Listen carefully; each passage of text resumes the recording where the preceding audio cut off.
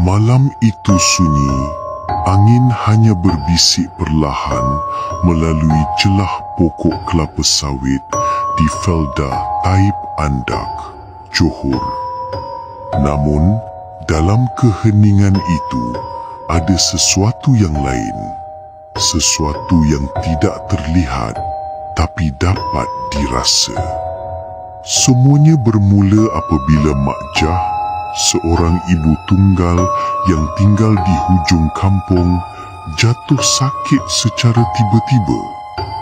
Tubuhnya lemah, kulitnya pucat, dan setiap kali azan berkumandang, dia akan menjerit kesakitan sambil menutup telinga.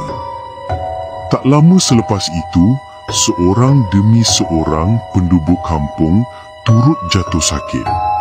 Ada yang muntah darah, ada yang tidak boleh tidur malam, dan ada yang mengadu terasa seperti ada benda merangkak di bawah kulit mereka. Pihak klinik kampung bingung.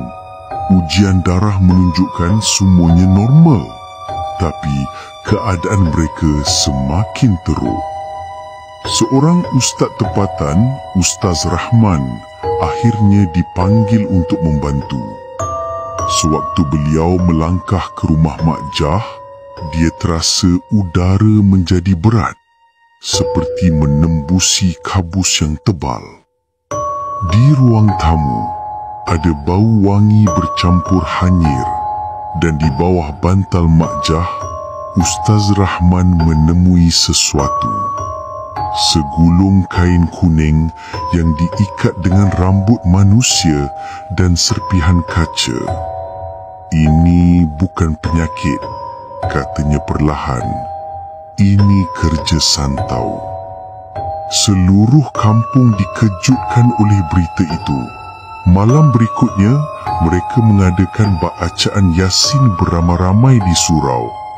Tapi di tengah-tengah bacaan, lampu berkelip-kelip dan bunyi ketukan kuat dikendengaran dari luar. Apabila mereka keluar, hanya terlihat bayangan hitam melintas ke arah kebun sawit, disertai bau busuk seperti bangkai. Beberapa hari kemudian, keadaan penduduk perlahan-lahan pulih selepas rawatan ruqyah dijalankan. Tapi, hingga kini, tak ada siapa yang tahu siapa dalang sebenar di sebalik santau itu.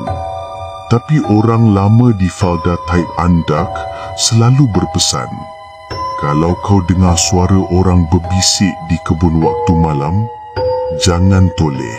Kadang-kadang yang memanggil tu bukan manusia.